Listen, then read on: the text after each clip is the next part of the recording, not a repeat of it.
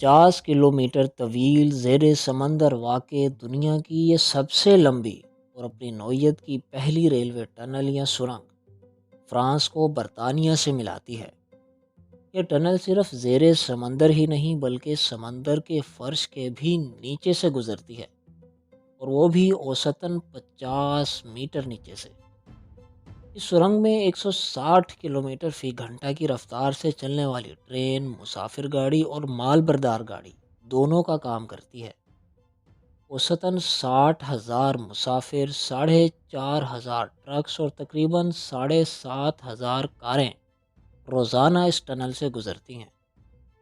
دراصل اس میں 3 سرنگیں بنائی گئی ہیں۔ 2 سرنگیں ریل ٹریفک اور درمیان والی حفاظتی اقدامات کے لیے استعمال کی جاتی ہیں۔ تقریباً 12 بلین ڈالرز کی لاگت سے تیار ہونے والی اس ٹنل کا 1994 میں افتتاح کیا گیا تھا۔ کانسائی ایئرپورٹ تاریخ کا وہ پہلا ایئرپورٹ ہے جس کے لیے پہلے ایک مین میڈ مصنوعی جزیرہ بنایا گیا اور پھر اس پر یہ ایئرپورٹ تعمیر کیا گیا۔ دراصل اس کی وجہ کچھ یوں بنی کہ 1970s کے عرصے میں اوساکا جاپان کا ایک ہائیلی پاپولیٹڈ گنجان آباد شہر بن چکا تھا، اور اس شہر کے قریب ہی آبادی سے ایک بھرے ہوئے علاقے میں اٹامی انٹرنیشنل ایئرپورٹ بھی واقع تھا۔ اب شہری آبادی کے بیچوں بیچ ہونے کی وجہ سے نہ تو اس ایئرپورٹ کی توسیع ہو سکتی تھی، اور دوسرا نوائز پولوشن کی وجہ سے آس پاس کے شہری بھی کافی پریشان رہتے تھے۔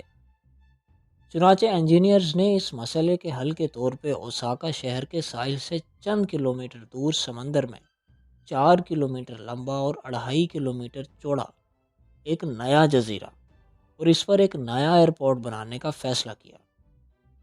چنانچہ 1987 میں اس کی تعمیر شروع ہوئی۔ اگلے 2 سالوں میں جزیرے کی تعمیر مکمل کر لی گئی، اور 1994 میں اس پر کانسائی انٹرنیشنل ایئرپورٹ کا افتتاح کر دیا گیا۔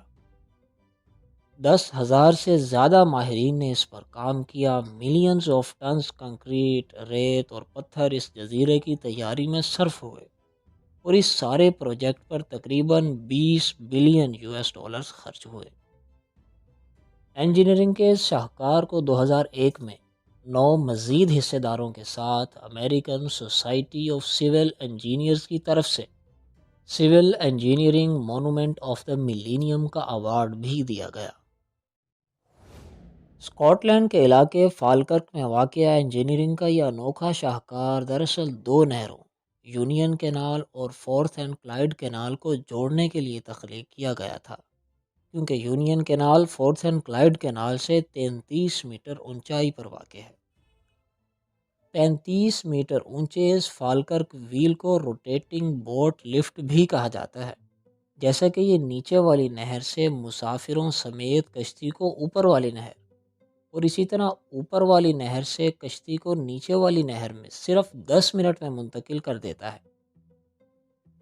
2002 میں اس کا افتتاح کیا گیا اور تقریباً 85 ملین پاؤنڈز اس کی تعمیر پر خرچ ہوئے۔ 2723 فیٹ اونچے برج خلیفہ کو دنیا کی سب سے اونچی عمارت ہونے کا اعزاز حاصل ہے۔ یہ 21ویں صدی کے فن تعمیر کے عروج کا ایک شاندار نمونہ ہے۔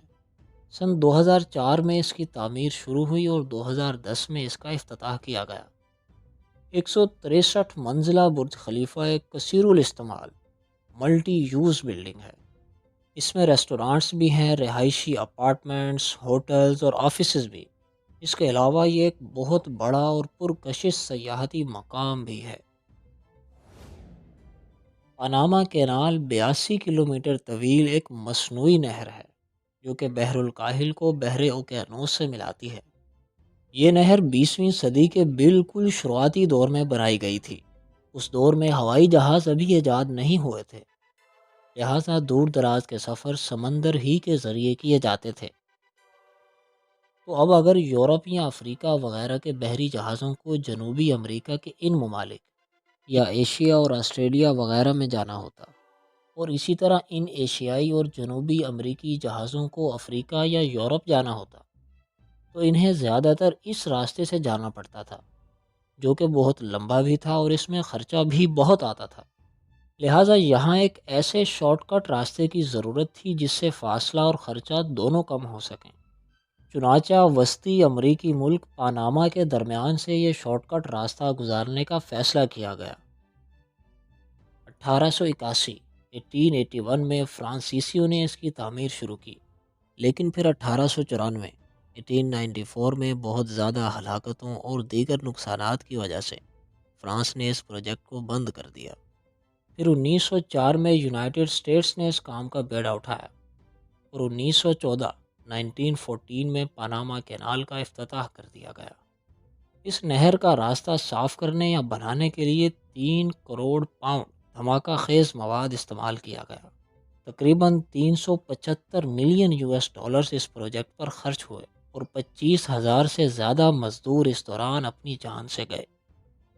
پاناما کینال جب سے لے کر آج تک ایک اہم تجارتی گزرگاہ ہے، جس سے ہر سال 13 سے 14,000 بحری جہاز اور تقریباً 270 بلین US ڈالرز کا تجارتی مال گزرتا ہے۔ فرانس کے علاقے ملاؤ میں واقع 2,460 میٹر لمبے اور 336 میٹر اونچے اس پل کو دنیا کا سب سے اونچا پل ہونے کا اعزاز حاصل ہے۔ فرانس کے اس علاقے میں ٹریفک کے بڑھتے ہوئے شدید دباؤ کی وجہ سے وجود میں آنے والا یہ پل جدید دنیا کی تکنیک اور فن تعمیر کا ایک شاہکار سمجھا جاتا ہے۔ کنکریٹ، سٹیل اور کیبل سے بنے اس پل کا 2004 میں افتتاح کیا گیا اور اس کی تعمیر پر تقریباً 423 ملین US ڈالرز خرچ ہوئے۔ دبئی میں ابھی تک ہمیں جتنی بھی ترقی نظر آتی ہے، یہ زیادہ تر اس کے تیل کے ذخائر کی وجہ سے ممکن ہو پائی ہے، لیکن دبئی کے پاس کوئی بہت زیادہ تیل کے ذخائر نہیں ہیں اور یہ ذخائر بہت زیادہ عرصے تک بھی رہنے والے نہیں ہیں۔ اسی لیے دبئی کے وزیر اعظم اور وائس پریزیڈنٹ محمد بن راشد المکتوم، جو کہ دبئی کے ایک ویژنری لیڈر ہیں، انہوں نے دبئی کی آئل بیسڈ اکانومی کو ٹورزم بیسڈ اکانومی میں تبدیل کرنے کا فیصلہ کیا۔ اسی لیے آپ کو دنیا کی سب سے اونچی عمارت، دنیا کا سب سے بڑا مال، دنیا کا سب سے بڑا پھولوں کا باغ، اکلوتا 7 اسٹار ہوٹل، ہائیسٹ ٹینس کورٹ اور سب سے بڑا مصنوعی جزیرہ دبئی میں ہی نظر آتے ہیں۔ یعنی مختصراً یہ کہ انہوں نے دبئی کو سیاحوں کی جنت بنا دیا تاکہ دنیا بھر کے سیاح دبئی کی طرف کھینچے چلے آئیں۔ لیکن اب یہاں مسئلہ یہ پیش آیا کہ دبئی ایک بہت چھوٹا شہر ہے، جو ظاہر ہے سیاحوں کی ایک بہت بڑی تعداد کے لیے کافی نہیں تھا۔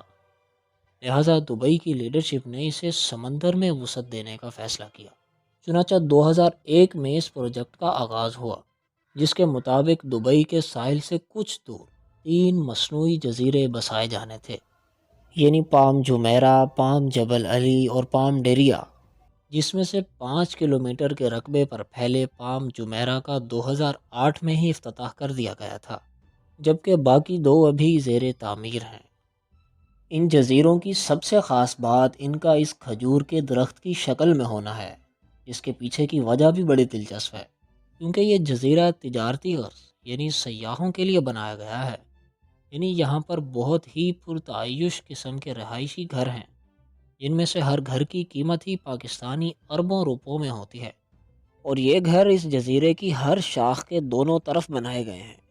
تو اگر جزیرہ گول قسم کا بنایا جاتا تو گھر بہت ہی کم بنتے اور نتیجتاً منافع بھی بہت کم ہوتا۔ انجینئرنگ کی تاریخ کے سب سے اچھوتے شاہکار کی تعمیر میں ملینز آف ٹنز ریت اور پتھر استعمال ہوئے، اور اس کے آگے یہ جو آدھا گول دائرہ ہے، یہ خاص طور پہ بڑی بڑی سمندری لہروں کو روکنے کے لیے بنایا گیا ہے تاکہ وہ رہائشی گھروں تک نہ جا سکیں۔ تو دوستو، آپ کو ان میں سے انجینئرنگ کا کون سا شاہکار سب سے زیادہ پسند آیا؟